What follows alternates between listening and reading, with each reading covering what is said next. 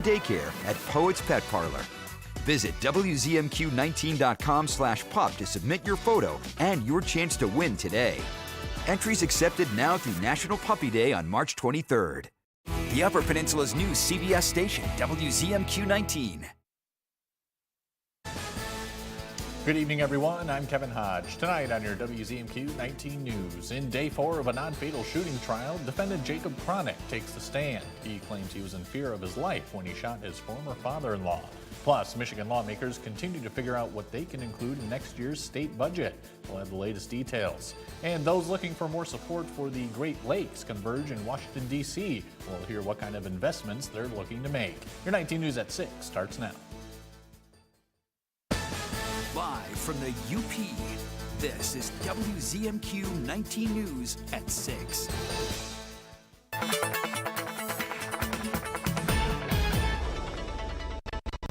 Let's check out Marquette for tonight. Calmer than last night. Right now, partly cloudy skies expected for the night. Temperatures will be dropping into the upper teens as we head on past midnight and go into the mid-teens by daybreak, but we should be able to see a little bit of sunshine as well. And the rest of the forecast, we have temperatures dropping low 20s in the east and mainly teens elsewhere under partly cloudy skies. Decent weather going into the weekend. We'll have more on that later in the show. Kevin? Tom, thank you very much. Today in Delta County, the jury trial continued for Jacob Cronick, who faces charges for shooting his former father-in-law, Eric Perota, last year. Cronick himself took the stand today, detailing incidents in the years before the shooting when Perota made him feel unsafe during child pickups with his ex-wife. He thought Perota often tried to get a reaction out of him, but didn't believe he would touch him until Perota knocked his phone out of his hands that day. After that, Cronick says he believed Perota intended to kill him. Cronick then pinned Perota to a car, and another man put his arm around his neck. Meanwhile, some of the individuals in the fight can be heard on video saying, "Put him to sleep." The sounds are around me. It's echoing in my head. And it's like people want me to be, what I felt to be dead. Cronick testified he fired the shot when he saw Perota raise his arm, believing he had a gun. However, the responding officer said Cronick did not mention seeing another gun that day. Both sides had rested their cases, and proceedings will resume tomorrow. Michigan representatives are heading into March with a game plan for the 2026 state budget. The Speaker of the House says they plan on taking their time approving every item.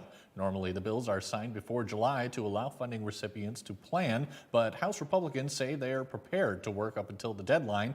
Today, bills were introduced to secure essential education and public safety funding for 2026 and prevent a worst-case scenario if the full budget isn't passed before October 1st. And let's take those non-controversial things that everyone agrees on, and let's give them assurance now they're going to have the funding in the next fiscal year. We can do that here in March. We don't have to wait until September 30th for that. We could do it now. Speaker appointing members to the We'll have more about those plans from House Republicans coming up tonight at 11:10 Central. Advocates for the Great Lakes are in Washington, D.C. this week for the 2025 Great Lakes Commission semi-annual meeting. Our Washington, D.C. correspondent Brendan Scanlon caught up with them and some lawmakers to discuss Great Lakes investments. The Great Lakes make up 95% of America's fresh surface water and provide drinking water to nearly 48 million people in the U.S. and Canada. It's our natural gem. As they say, Lake Erie is a Riviera. The lakes are also a major economic driver for both countries. The maritime system across the lakes contributes nearly $51 billion to the U.S. and Canadian economies. It's those reasons and others that drove Great Lake advocates like Julie Slomsky to Washington this week. So we're here to really lock arms from the binational side as well with our friends in Canada to make sure we're here talking about the importance of the Great Lakes. One of their top priorities is funding for the Great Lakes Restoration Initiative, the multi-agency initiative helping the Great Lakes ecosystem achieve long-term goals like cleaner water, defense against invasive species, and reduction in harmful algal blooms. And we have a great opportunity to bring those dollars back home. Slomsky is also pushing for infrastructure dollars and funding to clean up Erie Coke. You know, we need those dollars for Erie Coke to really make sure we get started on our cleanup efforts there. She says communication is key. But most importantly, coming and have those conversations with our elected officials here in the federal level. It's not political. It's not political. Again, it's a gift from God. We have a tremendous responsibility. Congressman Mike Kelly is one of those elected officials and believes funding for the Great Lakes is an investment worth making. And there is a return on it, okay? It's not like this money that just floats out into the lake and nobody sees it. All 50 states share in some type of federal funding. This is one that we think has a great return on that investment, not just dollars and cents, but just for what it's actually worth. Reporting in Washington, Brendan Scanlon, WZMQ 19 News. Your first warning weather forecast is after the break. Plus, the U.S. has paused all aid to Ukraine, including intelligence. We'll have the latest live from Washington, D.C. when we come back. This is Pupetta's, scene of a notorious mob murder. I just have a few questions. The story isn't adding up, and I just get a little obsessive. Why are you digging up old wounds? I just want to get things right. Isn't that what we all want? Alyssa Milano guest stars. You mess with my family, I'll mess with yours. You've made a very powerful enemy. Oh, I love it. Elsbeth is all new. CBS tonight at 10/9 Central and streaming on Paramount Plus. Sleep better with a new mattress from Kirkish Furniture. We proudly feature Made in the Midwest Restonic mattresses. Try one out today and compare other major brands. Let our sleep specialists help you find the bed of your dreams at Kirkish Furniture. Buckles Party Store, it's where the party starts in Calumet with an awesome beer selection featuring domestic, foreign, and craft brew beer, a great selection of wine, just about any kind of liquor you want, and a great range of tobacco products. Buckles Party Store in Calumet, it's where the party starts for everyone. John's Auto is quickly becoming everybody's favorite place to buy get their car fixed. John's Auto is quickly becoming everybody's favorite place to fix their car. Was that right? For a better service experience, come to John's Auto Market. Why do I keep forgetting that word? Experience. Okay, go. For a better service experience, come to John's Auto Market. And don't forget, Tonight's weather is brought to you by Shunk Furniture. It's Shunk's big winter sale. Right now, you'll save on sectionals up to 25 to 35% off. Multi-piece sectionals make it easy to fit into any room, from apartment to apartment, and to that hard-to-get-to room in your home, because you're using smaller pieces. Multi-piece sectionals come in reclining and stationary, different shapes and sizes, and a large selection of fabric and leather to choose from. Multi-piece sectionals like this, you can make as big as you want or as small as you want. Pieces start at just $238. Shop Shunk's big winter sale today. Now, WZMQ TV19 First Warning Weather with meteorologist Tom DeVecchio. Checking out the headlines, we'll have some light snow around as we head toward Friday, but the weekend right now is looking pretty good. We'll keep it on the dry side, nice weather, and after a chilly day for Saturday, we move up nicely to get to Sunday, and of course, to start daylight savings time. So not too bad there. Oh, it was a snowy one. The Marquette, the Weather Service there, set a new daily record, 20.8 inches of snow. The previous record, 15.8 inches of snow. That was set back in 2001. Had this been rain, it would have been almost 2.5 inches of rain. So not only was it a lot of snow, it was a heavy, wet snow, tough to move through, tough to drive through. That's why we said don't drive unless you had to. But a record sent at the Weather Forecasting Office to the west of Marquette. So wind shifting off toward the west and gradually diminishing here, much more palatable 5 to 15 miles an hour on the winds with a light northwesterly flow through the day. That'll probably be just enough to kick off a little bit of lake effect here. We'll have some of that for tonight, mainly from Munising east towards Sault Ste. Marie. And we'll have another batch as we head on toward Friday morning toward Houghton, and maybe those will be sliding through during the day on Friday, and then we'll be out by Friday night, and that trend will continue into Saturday.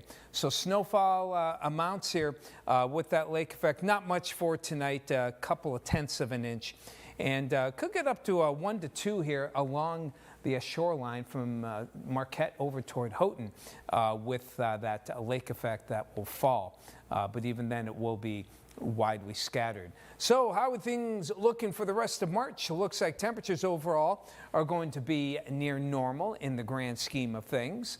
As for precipitation, that's going to be a bit above normal. It could be a rain or a rain-snow mix, depending, of course, on how the temperatures go. But it looks like it'll be a fairly normal and somewhat wet time for the Upper Peninsula. Tonight, dry though, partly cloudy skies overall. Temperatures in the upper teens to the lower 20s around the region. Then into tomorrow, we're going to have, again, some light snow with partly cloudy skies in between, and temperatures getting close to that 30-degree mark. As we head on toward the weekend, again, Saturday, cool. Go to bed, set your clocks ahead 1 hour, those that don't automatically fix. As we go into Sunday, yeah, look at that, 46, might even hit 50 on Monday before sliding a little bit back for the rest of next week.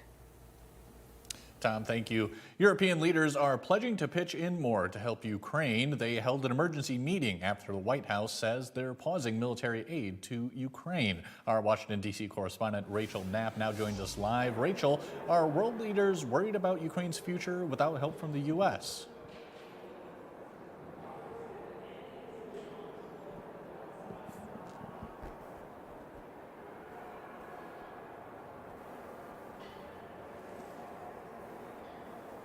All right, it looks like Rachel cannot hear us, if you couldn't tell, folks. We're going to take a short break. We'll be right back after this. Here's your WZMQ CBS This is Home Community Calendar.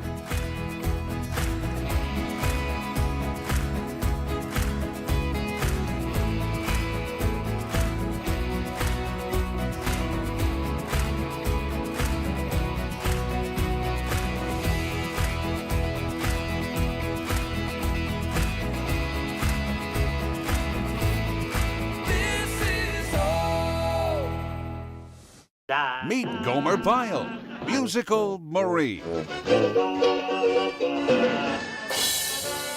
Weeknights at 9:30 on MeTV 19.1.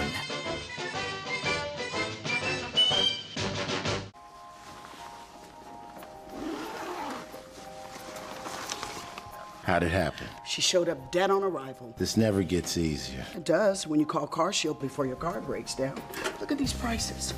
The camshaft, transmission, engine. Don't people know? A plan through CarShield could protect up to 5,000 parts and systems. Yay to see it. An out-of-warranty car is going to break down eventually. Right, which is why they need a plan through CarShield. Best of all, you'll get access to CarShield's concierge service, who can even help you find a mechanic near you. They're notifying the family. Poor guy. He doesn't even know what's coming. Another victim of senselessly expensive repair bills. Can't save them all. But we can keep trying. Didn't have to end this way. If he'd have just called CarShield before his car broke down. Exactly. CarShield has an A rating with the Better Business Bureau and was voted America's most trusted auto protection company. It's time to call CarShield now. Call 800-552-1961. Closed captioning sponsored by Range Bank of Upper Michigan. Home for CBS is WZMQ 19.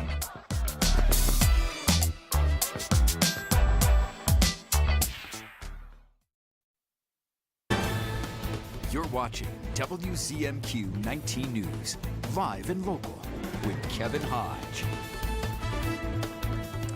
All right, welcome back, everyone. I'm getting word that we have solved our communication issues with our Washington, D.C. correspondent, Rachel Knapp. Rachel, good evening to you. What can you tell us on the latest of aid to Ukraine?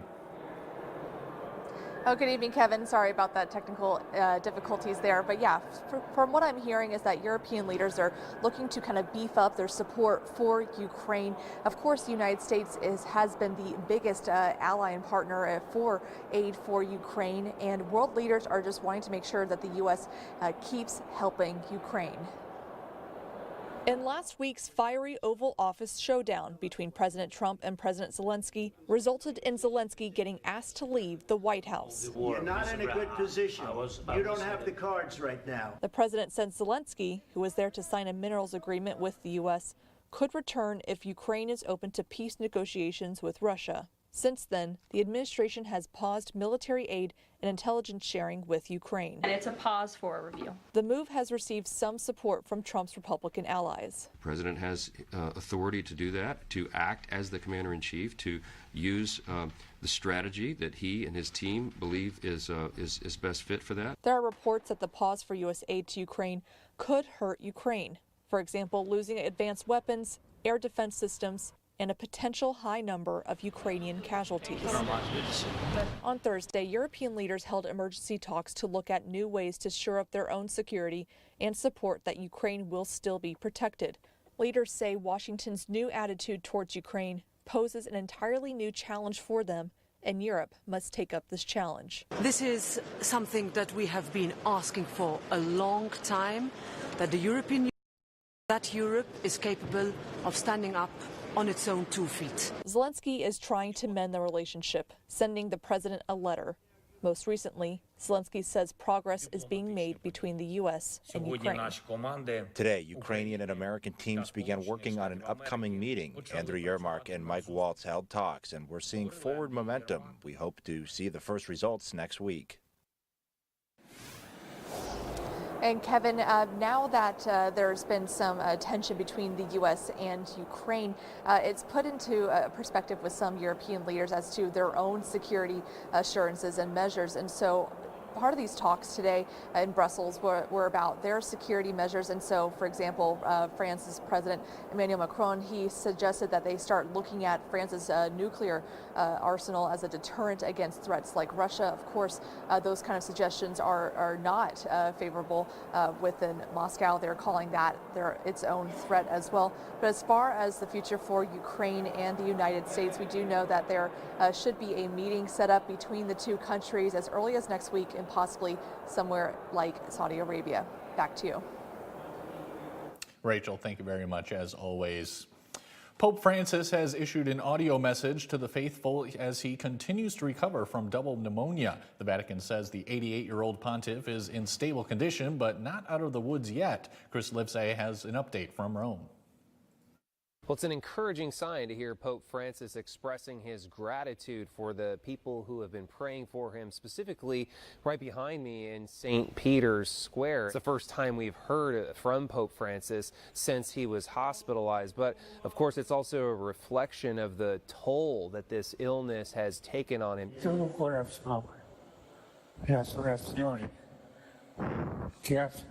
You can hear the frailty in his voice after spending 3 weeks in the hospital for what started out as a bad case of bronchitis and has since devolved into double pneumonia. Now, earlier today, we heard from Vatican sources who talked about how Francis remains in stable condition and how he hasn't suffered from any more instances of that acute respiratory insufficiency that he suffered from earlier this week when doctors had to intervene and aspirate mucus from his air passageways, reflecting the transparency that has marked this hospitalization, which we're hearing again in this audio message that he has shared with the world. It's rather unprecedented for the Vatican, who usually keeps a very tight lid on the health of a pope, especially when a pope is in the hospital.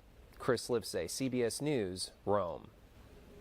For the last 3 nights, the 88-year-old who had part of a lung removed as a young man has worn an oxygen mask to help him sleep. He's also been doing some physical therapy to improve his mobility. As we mark 5 years since the COVID-19 virus swept across the world, doctors and scientists say they are still learning about what's known as long COVID, and new research is revealing who may be more likely to suffer from the sometimes debilitating condition. Bradley Blackburn reports. There's a great deal of suffering happening due to this illness. Psychiatrist Dr. Alexander Charney of Mount Sinai Hospital in New York is among researchers nationwide leading the Recover Initiative, exploring the lingering symptoms of long COVID and how to treat them. Symptoms involving the brain to symptoms involving the heart, symptoms involving the lungs. It's what happens months, even years after that infection. A study published in January found women have a 31% higher risk of developing long COVID than men, and the risk was even higher, 45%, for women ages 40 to 54 who haven't been through menopause. It is hypothesized that the levels of different hormones could be affecting whether a male or female goes on to develop long COVID or not. Janet Oldenbrook is a patient at Mount Sinai and has participated in research studies. She says she caught the COVID-19 virus in the initial wave. 5 years later, she still spends much of her time at home dealing with intense fatigue and brain fog. I do have to manage my energy still. Like if I commit to something, then I know I'm going to need X amount of time before, X amount of time after to recover, to prepare. Oldenbrook was part of a drug trial she says helped lift the fog, but just temporarily. You know, we're 5 years on. Do you think you'll be able to recover from this? I hope so.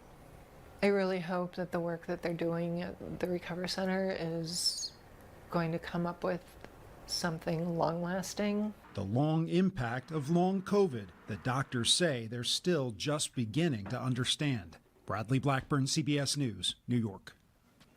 Mike Ludlam has your sports highlights coming up after the break. The Jeffers hockey team is hoping to keep their strong postseason rolling in a semifinal matchup tomorrow.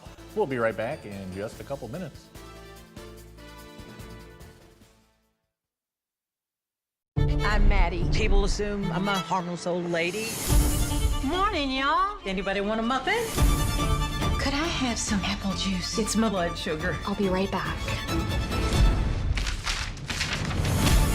What else is going on? Nothing. So I can tell by your body language, that's a lie. What lie? I know we can win this. Best to listen to her in these moments. Matlock is all new CBS tonight, 9/8 Central, and streaming on Paramount Plus. Better begins with the way we see each other.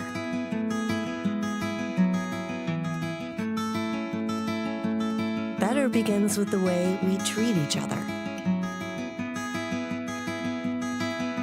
Better begins with the way we care for each other. Better begins at Aspirus Health. Bringing out the better in all of us. If you are suffering from mesothelioma, lung cancer, or pulmonary fibrosis, you may be entitled to compensation, even if you smoked. Call Detroit-based Goldberg, Persky & White, working lawyers for working people for more than 35 years. This is home for CBS, WZMQ 19.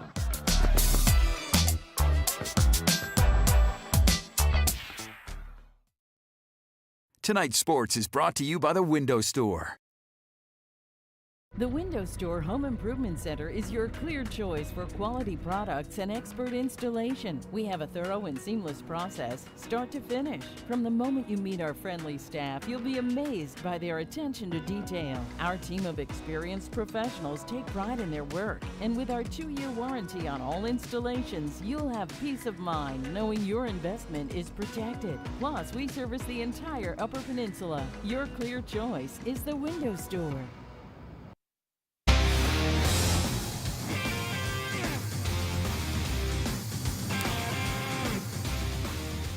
Good evening, everyone. The Jeffers High School hockey team is the 3rd seed going into its Division III semifinal tomorrow against Bloomfield Hills Cranbrook Kingswood.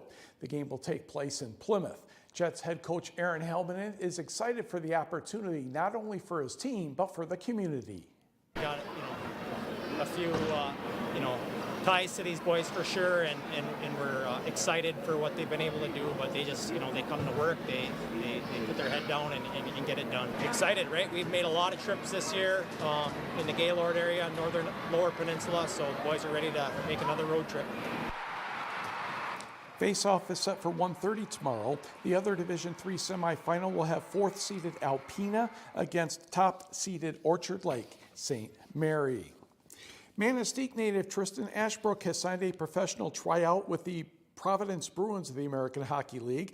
Providence Bruins General Manager Evan Gold made the announcement. The 26-year-old Ashbrook has skated in 35 games with the Cincinnati Cyclones of the ECHL this season, scoring 15 goals and adding 9 assists for 24 points.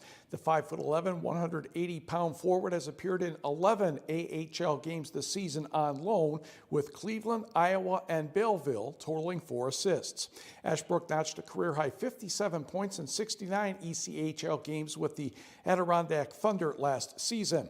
Ashbrook played 1 season of hockey at Rensselaer Polytechnic Institute and 3 at Michigan Tech before turning professional at the end of the 2022-23 season.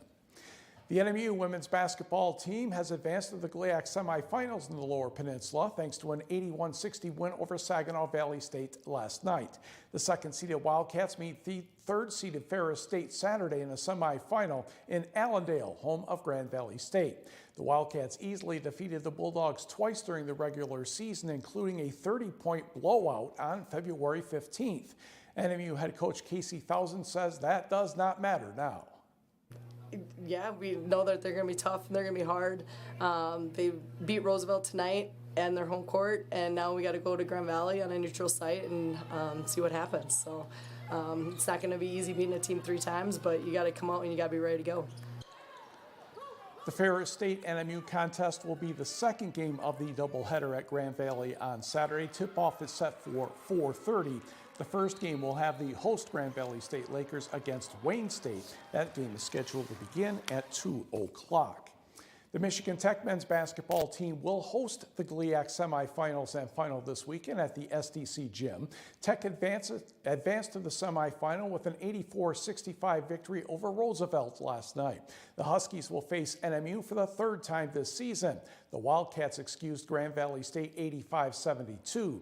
Tech head coach Josh Bittner knows the crowd will be in his favor. It's huge, and I hope the community comes out. We're the one nice thing about Michigan Tech having an early spring break. Hopefully we'll have students here, we'll have the band here. Hopefully it's a good atmosphere, and there's just a comfort level, sleeping in your own room, shooting in your own gym, kind of keeping your routine, and hopefully we play our best on Saturday. Over to Marcus. A correction on the starting times that I made from last night. The Northern Tech game Saturday will tip off at noon. That will be followed by the Ferris State Lake Superior State semifinal scheduled to begin at 2:30. The championship game is Sunday at 2 o'clock. And thanks to our lovely winter storm, we have a plethora of basketball games tonight. It was just supposed to be boys, with regional finals including Marquette and Flint Carmen Amesworth. That's taking place in Gaylord in Division I. In Division II, it's Ludington and Kingsford again, that one also in Gaylord. And in Division III out at Sault Ste. Marie, Westwood takes on Maple City Glen Lake. And we're making up all the girls' games from last night. We'll be right back. Did you know taking Zysol at night relieves allergies while you sleep? So you wake refreshed for a more productive day. Get 24-hour continuous relief that does not fade. Be wise all, take Zysol at night.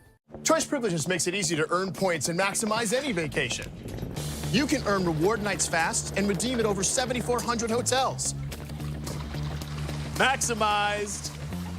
Get double points on all stays when you book direct. My father would tell me, all you need to be happy is honesty, hard work, and a little bit of luck. With a Mega Millions jackpot this big, a little luck could go a long way. Okay.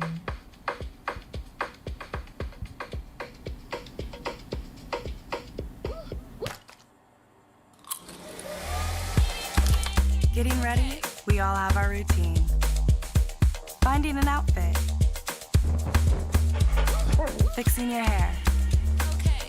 And all the other little touches. Gum, check. Keys, check. Phone, check. But of all the things you remember to bring with you, naloxone could be the most important.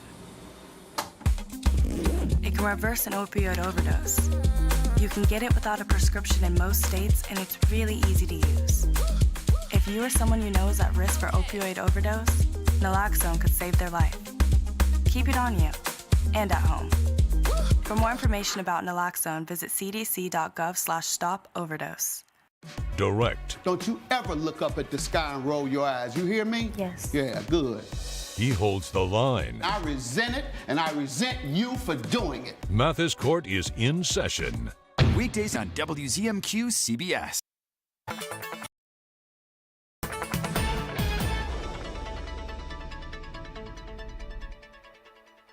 A few flurries around Ford tonight, not much here, but we will get some light snow, a little bit of lake enhancement that could give 1 to 2 here from Marquette through Lawns and into Houghton by the end of the day on Friday. Not a lot compared to the over 1.5 feet of snow that we had in Marquette from the day before. Temperatures for tomorrow with that snowfall around will be anywhere from around 30 to the mid-30s along the Wisconsin border. Kevin, back to you. Tom, thanks very much. Finally tonight, the Great Lakes Recovery Center is calling on designers of all skill levels to get creative for a new logo contest. Through May 1st, they'll be accepting designs on their website. The logo will be used for their annual Run for Recovery in September and be branded on shirts and merchandise for the event. The winner of the contest will receive a $100 Visa card and 2 tickets for the GLRC benefit concert, also happening in September. This is their first time doing the contest, and they're hopeful for a successful turnout. It is our 18th annual Run for Recovery, and we really wanted to focus on community involvement with the whole process of that. So we decided to introduce a logo contest. It's UP-wide, and we're just really seeing what people can come up with. We'll have more information at WZMQ19.com, and we'll see y'all later tonight.